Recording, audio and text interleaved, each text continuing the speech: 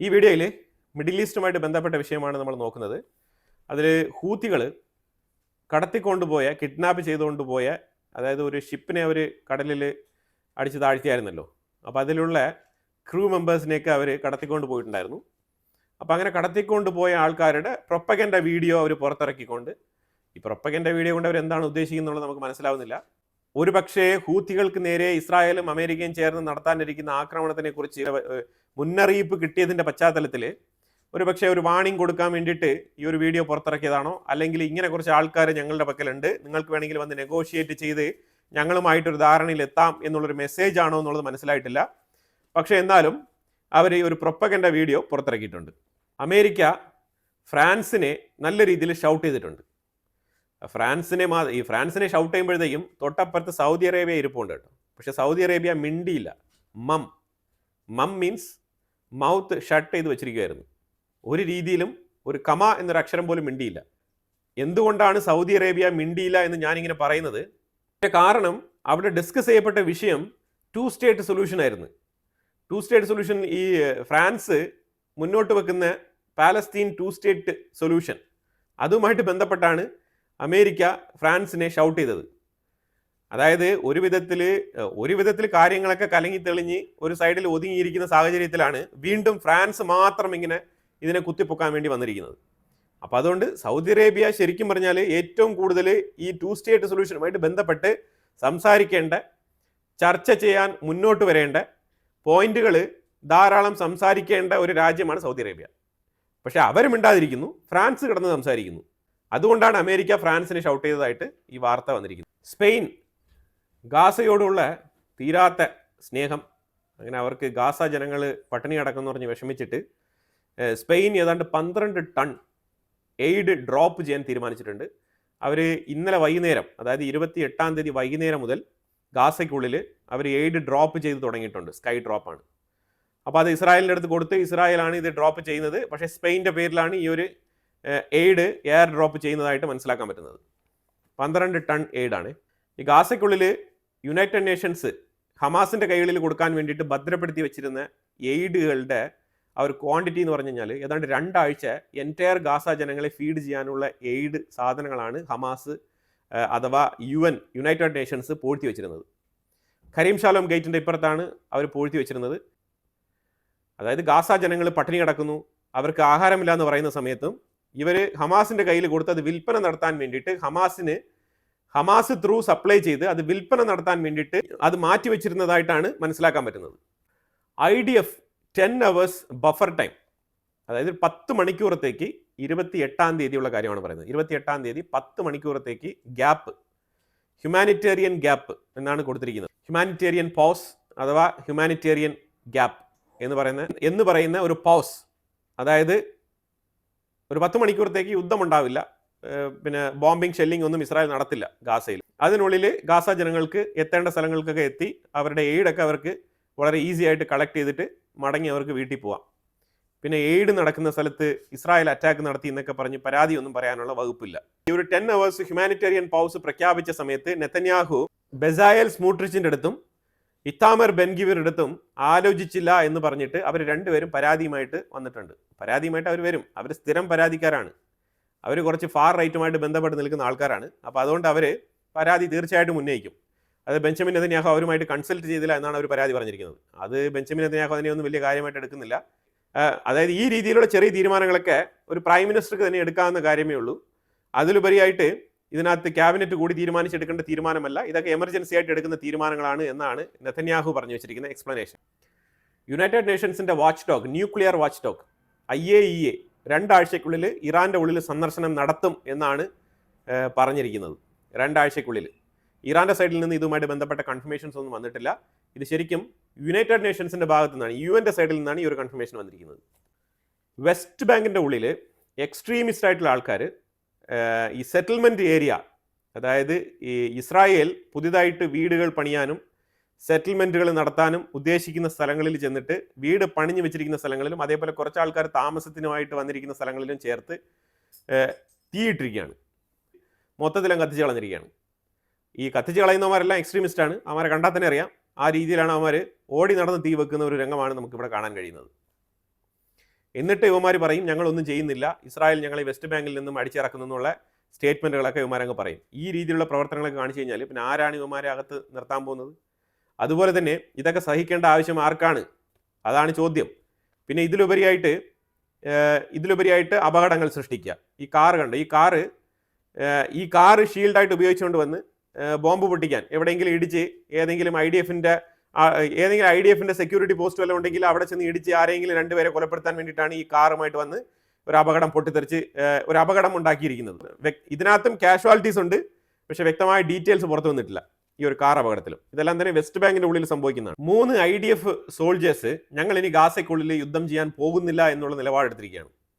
അതായത് ഇന്റർണൽ പൊളിറ്റിക്സിന്റെ ഭാഗമായിട്ടാണ് അതായത് ഇന്റർണൽ പൊളിറ്റിക്സ് എന്നവർ ഉദ്ദേശിക്കുന്നത് ഈ ഓർത്തഡോക്സ് വിഭാഗത്തിൽപ്പെട്ട ജൂവിഷ് കമ്മ്യൂണിറ്റിയിലുള്ള ആൾക്കാർ ഈ IDF ചേരാൻ തയ്യാറാകാത്ത ഒരു പശ്ചാത്തലമുണ്ട് അവിടെ ഇസ്രായേലിൻ്റെ ഉള്ളിൽ. അപ്പോൾ അതിനുവേണ്ടി പ്രതിഷേധിച്ചുകൊണ്ടാണ് ഈ 3 IDF സോൾജേഴ്സും പറഞ്ഞിരിക്കുന്നത് ഞങ്ങൾ ഗാസയ്ക്കുള്ളിൽ ഫൈറ്റ് ചെയ്യാൻ പോകുന്നില്ല എന്നുള്ള തീരുമാനമെടുത്ത് അവർ ഗവൺമെൻറ്റിനെ അറിയിച്ചത്. അപ്പോൾ അതിനെ തുടർന്ന് അവരുടെ മേളിൽ എൻക്വയറിയൊക്കെ വെച്ച് അവർ 3 പേരെയും ഡിസ്മിസ് ചെയ്തിരിക്കുകയാണ്. ഡിസ്മിസ് ചെയ്ത് നേരെ വീട്ടിൽ വിടുന്നതല്ല, ഡിസ്മിസ് ചെയ്ത് ജയിലിൽ അടച്ചിരിക്കുകയാണ്. 10 വർഷത്തേക്ക് അവരെ ഡീറ്റെയിൻ ചെയ്തിരിക്കുകയാണ്. ഇനി ഫ്രാൻസ് മുന്നോട്ട് വെക്കുന്ന പാലസ്തീനിയൻ സ്റ്റേറ്റ് എന്താണ്? അതാണ് ആർക്കും തന്നെ ഒട്ടും മനസ്സിലാകാത്ത ഒരു പദ്ധതി. കാരണം വേറെ ഒന്നുമില്ല, ഇത് 1912 മുതലേ നമ്മൾ നോക്കിക്കഴിഞ്ഞാൽ വിവിധ തരത്തിൽ, അതായത് ഞാൻ പറയുന്നത് ഈ ഒരു പാലസ്തീൻ എന്ന് പറയുന്ന ആ ഒരു ബ്രിട്ടീഷ് മാൻഡേറ്റ്, ആ കൊളോണിയൽ എറ മുതൽ തന്നെ നമ്മൾ നോക്കിക്കഴിഞ്ഞാൽ എങ്ങനെയാണ് ഇതിൻ്റെ അതിർത്തികൾ തീരുമാനിക്കപ്പെട്ടത്, ഏത് രീതിയിലാണ് അതിർത്തികൾ, ഏത് കാലഘട്ടത്താണ് അതിർത്തികൾ കൺഫേം ആയിട്ട് രണ്ട് രാജ്യങ്ങളും, അതായത് പാലസ്തീനിയൻ ടെറിട്ടറി ആയിക്കോട്ടെ ഇസ്രായേൽ സ്റ്റേറ്റ് ആയിക്കോട്ടെ, രണ്ടുപേരും തമ്മിൽ അതിർത്തി ഏത് സമയത്താണ് കൃത്യമായി പാലിച്ചിരുന്നത് എന്നുള്ളതൊക്കെ നോക്കിക്കഴിഞ്ഞാൽ വളരെ ക്രൂഷ്യലാണ്, വളരെ ക്രിട്ടിക്കലാണ്. അതങ്ങനെ പാലസ്തീനിയൻ സ്റ്റേറ്റ് എന്ന് പറഞ്ഞ് ഒരെണ്ണം ഏതിൻ്റെ ബേസിൽ തീരുമാനിക്കും എന്നുള്ള ചോദ്യത്തിന് തന്നെ മാക്രോണിന് ഉത്തരമില്ല എന്നുള്ളതാണ് മനസ്സിലാക്കേണ്ടത്. ഇനി 2 തരത്തിലാണ് യൂറോപ്യൻസ് പാലസ്തീനിയൻ സ്റ്റേറ്റിന് വേണ്ടിയിട്ട് ശ്രമിക്കുന്നത്. പലതരത്തിലും യൂറോപ്യൻ രാജ്യങ്ങൾ, ഒരുപാട് മുസ്ലിം ജനങ്ങൾ ഇപ്പം അന്നത്തെ സമയം പോലെയല്ല, ഇന്ന് ഒരു അറബ് വസന്തത്തിന് ശേഷം ഈ സിറിയ മേഖലയിൽ നിന്നൊക്കെ ഒരുപാട് മുസ്ലിംസ് കടന്നു കയറിയിട്ടുണ്ട് യൂറോപ്യൻ മേഖലയിൽ. അപ്പോൾ അതുകൊണ്ട് യൂറോപ്യൻ മേഖലയിൽ നിന്ന് അവിടെ പല രീതിയിലുള്ള പ്രൊട്ടസ്റ്റുകളൊക്കെ നടത്തി യൂറോപ്യൻ രാജ്യങ്ങളെ പാലസ്തീൻ സ്റ്റേറ്റിനെ അനുകൂലിക്കണം എന്നുള്ള രീതിയിൽ ആക്കി തീർക്കാൻ അവർക്ക് കഴിഞ്ഞിട്ടുണ്ട്. അപ്പോൾ ആ ഒരു സാഹചര്യത്തിൽ പല യൂറോപ്യൻ രാജ്യങ്ങളും അവരുടെ സ്റ്റേറ്റ്, അവരുടെ സോവറിനിറ്റി ഇതെല്ലാം ഒരു സൈഡിൽ മാറ്റി വെച്ചിട്ട് ഗാസയിൽ ജനങ്ങൾ ജീവിച്ചോട്ടെ എന്ന് പറഞ്ഞിട്ട് അവർ 2 സ്റ്റേറ്റ് തിയറിക്ക് ഓക്കെ പറഞ്ഞുകൊണ്ട് മുന്നോട്ട് വരുന്ന സാഹചര്യമാണ് ഇപ്പം നിലവിൽ രൂപപ്പെട്ടിരിക്കുന്നത്. പക്ഷേ ആ സാഹചര്യത്തിനെ ഒരു രാജ്യവും ഓപ്പണായിട്ട് അംഗീകരിച്ച് മുന്നോട്ട് പറഞ്ഞിട്ടില്ല. യുണൈറ്റഡ് നേഷൻസിൽ ഈ ഒരു പദ്ധതിക്ക് റെസൊല്യൂഷൻ മുന്നോട്ട് വെക്കുന്ന സമയത്ത് മാത്രമാണ് വ്യക്തമായിട്ട് രാജ്യങ്ങൾ അവരുടെ താല്പര്യങ്ങൾ ഇതാണെന്ന് പറഞ്ഞിട്ട് വോട്ട് രേഖപ്പെടുത്തുന്നത്. പക്ഷെ അങ്ങനെ വോട്ട് രേഖപ്പെടുത്തുമ്പോഴത്തേക്കും ഇതിനെ ഏതെങ്കിലും ഒരു രാജ്യം വീറ്റോ ചെയ്ത് തള്ളിക്കളയും. ഈ പാലസ്തീനിയൻ 2 സ്റ്റേറ്റ് എന്ന് പറഞ്ഞ ആ റെസൊല്യൂഷനെ അമേരിക്ക തുടർച്ചയായിട്ട് വീറ്റോ ചെയ്തുകൊണ്ടിരിക്കുകയാണ്, തുടരെ വീറ്റോ ചെയ്തുകൊണ്ടിരിക്കുകയാണ്. അപ്പോൾ ഒരു കാര്യം ഉറപ്പാണ്, അമേരിക്ക നിരന്തരം വീറ്റോ ചെയ്യും. ഇറ്റ്സ് ആക്ട് ലൈക്ക് എൻ ഇസ്രായേലിന് എന്താണോ വിചാരിക്കുന്നത് അത് തന്നെയാണ് അമേരിക്ക ചെയ്തുകൊണ്ടിരിക്കുന്നത്. യുണൈറ്റഡ് നേഷൻസിൽ ഒരിക്കലും പാലസ്തീനിയൻ 2 സ്റ്റേറ്റ് എന്ന് പറഞ്ഞ ആ ഒരു റെസൊല്യൂഷൻ പാസ്സാവില്ല. ഇനി അത് ഉറപ്പിച്ച കാര്യമാണ്. ഇനി യൂറോപ്യൻ രാജ്യങ്ങൾ എന്താണ് ഉദ്ദേശിക്കുന്നത്? അവർ ഒന്നെങ്കിൽ ഈ പാലസ്തീനികളെ സറണ്ടർ ചെയ്യാൻ പറയുകയാണോ, അല്ലാന്നുണ്ടെങ്കിൽ റിയലി അവർ ആത്മാർത്ഥമായിട്ടൊരു പാലസ്തീനിയൻ 2 സ്റ്റേറ്റിന് വേണ്ടി ശ്രമിക്കുകയാണോ? ഈ 2 ചോദ്യങ്ങൾക്കുള്ള ഉത്തരം നമുക്ക് ഇതുവരെ മനസ്സിലാക്കാൻ പറ്റിയിട്ടില്ല, ആർക്കും തന്നെ മനസ്സിലാക്കാൻ പറ്റിയിട്ടില്ല. അതിന് ഒരുപാട് കാരണങ്ങളുണ്ട്. അതിൻ്റെ കാരണങ്ങൾ detailed negotiation for Palestinian state ഓക്കെയാണ്, ഡീറ്റെയിൽഡ് നെഗോസിയേഷൻ. ഇതിനകത്ത് ഏറ്റവും ഇമ്പോർട്ടൻ്റ് ആയിട്ട് 2 രാജ്യങ്ങളുടെ റോളാണ് നമ്മളിവിടെ ശ്രദ്ധിക്കപ്പെടേണ്ടത്. അതിലൊന്ന് ഫ്രാൻസ്, 2 UK. ഫ്രാൻസ് ഏറ്റവും കൂടുതൽ സപ്പോർട്ടീവായിട്ട് മുന്നോട്ട് പോകുന്നത് സൗദി അറേബ്യയോടൊപ്പമാണ്.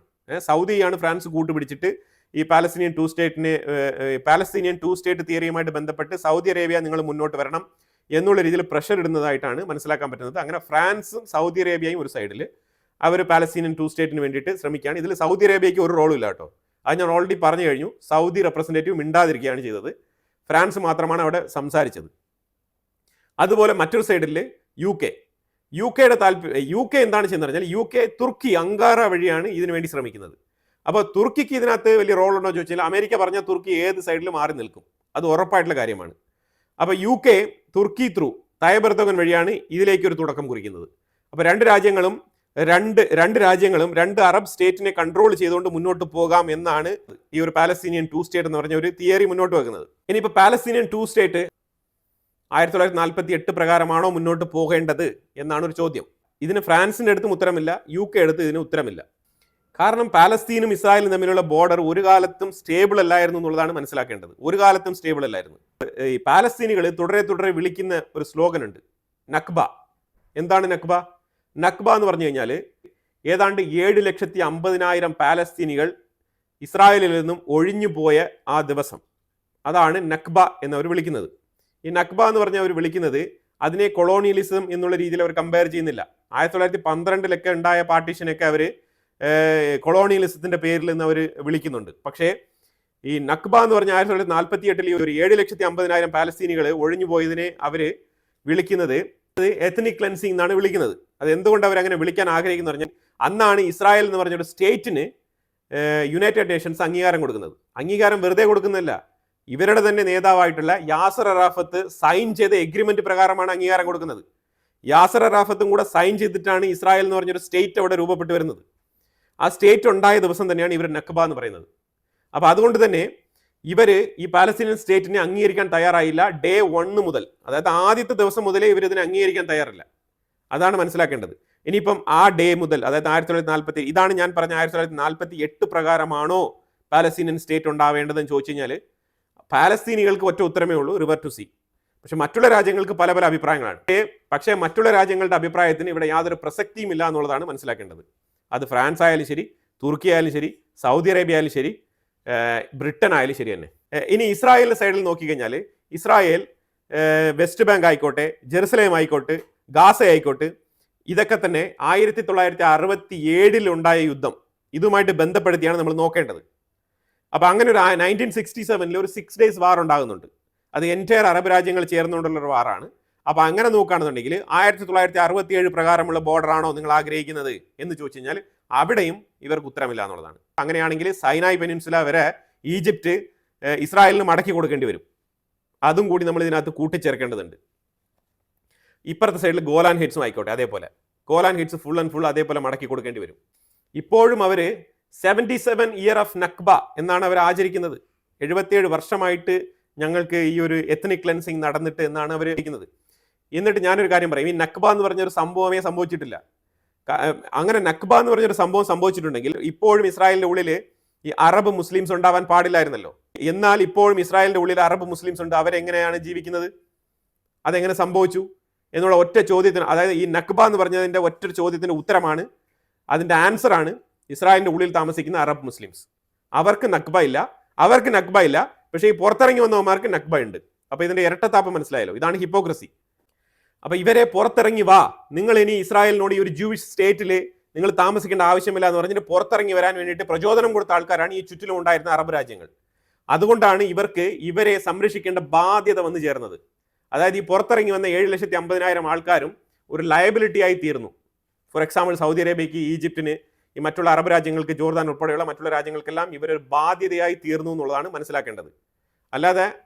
അല്ലാതെ ഇസ്രായേലിന്റെ ഉള്ളിൽ താമസിക്കുന്ന അറബ് മുസ്ലിംസ് അവരുടെ സ്വന്തം സ്ഥലം വിട്ടുപോകാൻ തയ്യാറല്ല എന്ന് പറഞ്ഞിട്ട് അവർ ഇസ്രായേലിന്റെ ഉള്ളിൽ താമസിച്ചു. ഇസ്രായേൽ അവരെ അടിച്ചിറക്കാനോ അല്ലെങ്കിൽ അവരെ പുറത്തു പോകുമെന്ന് പറയാനോ ഇസ്രായേൽ ഒരുങ്ങിയില്ല. ഇസ്രായേൽ അങ്ങനെ ചെയ്തിട്ടില്ല.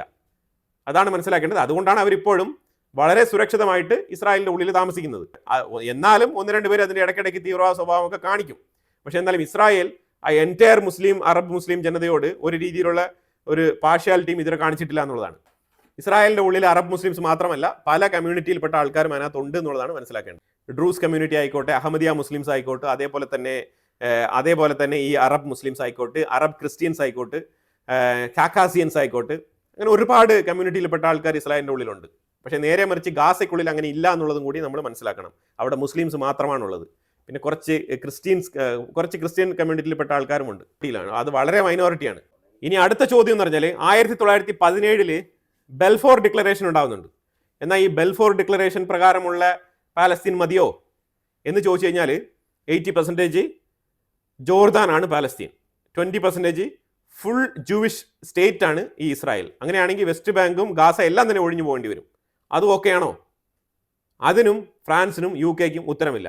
ഇനിയിപ്പം UN റെസൊല്യൂഷൻ 1948 റെസൊല്യൂഷൻ 181 അത് പ്രകാരം നമ്മൾ നോക്കിക്കഴിഞ്ഞാൽ 55% ഇസ്രായേലിന്.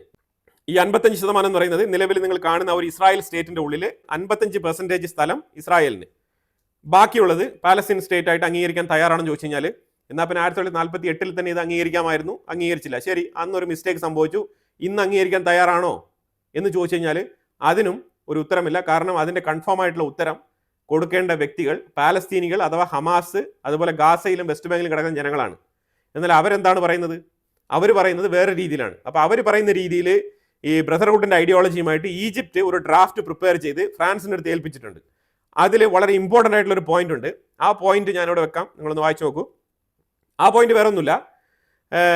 അതായത് 2 സ്റ്റേറ്റ് തിയറി ഓക്കെയാണ്, പാലസ്തീൻ സ്റ്റേറ്റ് വേണം, പക്ഷേ അതിന്റെ തലസ്ഥാനം ജെറുസലേം ആയിരിക്കണം. ജെറുസലേം ഒരു UN കൺട്രോളിൽ വരുന്ന ഇന്റർനാഷണൽ ടൂറിസ്റ്റ് പ്ലേസ് ആണ്. ജെറുസലേം എന്ന് പറഞ്ഞ ആ ഒരു സ്ഥലം, പ്രത്യേകിച്ചും ഈ അൽ-അക്സ മോസ്ക് ഇരിക്കുന്ന സ്ഥലം, ഈ ഇസ്രായേലികൾ വന്ന് പ്രാർത്ഥിക്കുന്ന ആ ഒരു ടെമ്പിൾ മൗണ്ട് ഇരിക്കുന്ന ആ സ്ഥലം പാലസ്തീന്റെ ക്യാപിറ്റലായിട്ട് വരണം. ഗ്ലോബലി തന്നെ പല അറബ് രാജ്യങ്ങൾക്കും തന്നെ ഇതിനോട് യോജിപ്പുണ്ടാവില്ല. സെമറ്റിക് റിലിജിയൻസിന്റെ ഒരു ഹോളി പ്ലേസ് ആണ് ഈ ജെറുസലേം എന്ന് പറയുന്നത്. അപ്പോൾ അതുകൊണ്ട് അത് എല്ലാ മതസ്ഥർക്കും കൂടി ഉള്ള ഒരു കോമൺ പ്ലേസ് ആയിട്ടാണ് അതിനെ ഇന്റർനാഷണൽ സൈറ്റ് ആയിട്ട് യുനെസ്കോയുടെ കീഴിൽ പ്രവർത്തിക്കുന്ന അതിനെ കണക്കാക്കുന്നത്. അത് UN കീഴിലാണ് അത് പ്രവർത്തിക്കുന്നത്. ആ സ്ഥലം എങ്ങനെയാണ് പാലസ്തീന്റെ ക്യാപിറ്റൽ ആയിക്കൊണ്ട് ഒരു പാലസ്തീനിയൻ 2 സ്റ്റേറ്റ് തിയറി മുന്നോട്ട് വയ്ക്കാൻ പറ്റുക? ഒരിക്കലും സാധ്യമല്ല. കാരണം ഇവർക്ക് ഈ അൽ-അക്സ എന്ന് പറഞ്ഞ ആ ഒരു ഖുദ്സ് എന്ന് പറഞ്ഞ ആ ഒരു ജെറുസലേം ആ ഒരു ഏരിയ ഇവർ സിംബോളിക്കായിട്ട് മാറ്റിക്കൊണ്ട് അത് ഇവരുടെ തലസ്ഥാനമായിട്ട് കൊടുക്കണമെന്നാണ് ഈ ഒരു പാലസ്തീനിയൻ സ്റ്റേറ്റ് രൂപീകരിക്കാൻ വേണ്ടിയിട്ട് ഈജിപ്തുമായിട്ട് ചേർന്ന് ഈ ബ്രദർഹുഡിന്റെ ആൾക്കാർ ഡ്രാഫ്റ്റ് ചെയ്ത് കൊടുത്ത ആ ഒരു ഡ്രാഫ്റ്റിൽ മെൻഷൻ ചെയ്തിരിക്കുന്നത്. ഇതിന് വേണ്ടിയിട്ടാണ് ഇവർ ഖുദ്സ് ഫോഴ്സ് എന്നൊക്കെ പറഞ്ഞുകൊണ്ട് ഈ ജെറുസലേമിന് വേണ്ടിയിട്ട് തന്നെ ഒരു ഫോഴ്സ് ഇവർ കൊണ്ടു നടക്കുന്നത്. അതിന്റെ പേരാണ് ഖുദ്സ് ഫോഴ്സ്. ഈ ഖുദ്സ് ഫോഴ്സ് ഇറാനിലുമുണ്ട്. ഈ ഖുദ്സ് ഫോഴ്സ് പല ഇസ്ലാമിക രാജ്യങ്ങളിലും ഈ ഖുദ്സ് ഫോഴ്സ് ഉണ്ട്. ഈ ഖുദ്സ് ഫോഴ്സ് എന്ന് പറയുന്നത് തന്നെ ജെറുസലേമിലേക്ക് വേണ്ടിയിട്ടുള്ള ഫോഴ്സ് ആണത്. അപ്പോൾ ഈ രീതിയിലുള്ള ഐഡിയോളജികളുമായിട്ട് ബന്ധപ്പെട്ടാണ് ഫ്രാൻസും തുർക്കിയും UK-യും ഇപ്പൊ ഇതിനായിട്ട് സൗദിയും കൂടി അങ്ങനെ കൂട്ടിച്ചേർത്ത് പതിയെ സൗദിയെ ഇങ്ങോട്ടങ്ങ് വലിക്കാൻ വേണ്ടി ശ്രമിക്കുകയാണ്. പക്ഷെ അത് ഇതുവരെ നടന്നിട്ടില്ല. കാരണം സൗദി വളരെയധികം സൗദിയും UAE-യും അമേരിക്കയുമായിട്ട് ടൈപ്പ് ചെയ്തിരിക്കുന്ന ഒരു സാഹചര്യമാണ്. അപ്പോൾ അതുകൊണ്ട് ഇപ്പം ഇതിനകത്ത് 3 രാജ്യങ്ങളാണ്. UK തന്നെ അമേരിക്ക ഒന്ന് ജസ്റ്റ് ഇങ്ങനെ ഞൊടിച്ചു കഴിഞ്ഞാൽ അവർ മാറിപ്പോവും. ഇപ്പോൾ ഫ്രാൻസും തുർക്കിയുമാണ് ഇതിനകത്ത് വളരെ സ്ട്രെങ്തൻ ചെയ്ത് നിൽക്കുന്നത്. ഇതിനകത്ത് തുർക്കിയും അമേരിക്ക വിചാരിച്ചു കഴിഞ്ഞാൽ, നാറ്റോ രാജ്യങ്ങൾ വിചാരിച്ചു കഴിഞ്ഞാൽ അവരും ഒതുങ്ങിപ്പോവും. ഫ്രാൻസ് മാത്രമാണ് ഇതിനകത്ത് ഇപ്പോൾ സ്റ്റിക്ക് ഓൺ ചെയ്ത് നിൽക്കുന്നത്. അതുകൊണ്ട് തന്നെ ഇത് എത്രമാത്രം സക്സീഡ് ആവും എന്നുള്ളത് നമുക്ക് അറിയത്തില്ല. പക്ഷേ UN-ൽ ഇന്ന് ഇവർ ഈ ഡ്രാഫ്റ്റും കൊണ്ട് അവിടെ ചെന്നിട്ടുണ്ടായിരുന്നു. അവിടെ നല്ല രീതിയിലുള്ള ബ്രീഫിംഗ് സംഭവിച്ചിട്ടുണ്ടായിരുന്നു. അതിനെതിരെയാണ് അമേരിക്ക അവിടെ നിന്ന് ഷൗട്ട് ചെയ്തത് ഫ്രാൻസിനെ. അപ്പോൾ എന്തായാലും ഇതുമായിട്ട് ബന്ധപ്പെട്ട അഭിപ്രായങ്ങൾ കമന്റ് ബോക്സിൽ രേഖപ്പെടുത്തുക. കൂടുതൽ വിഷയങ്ങളുമായിട്ട് അടുത്ത വീഡിയോയിൽ വരാം. Thank you so much.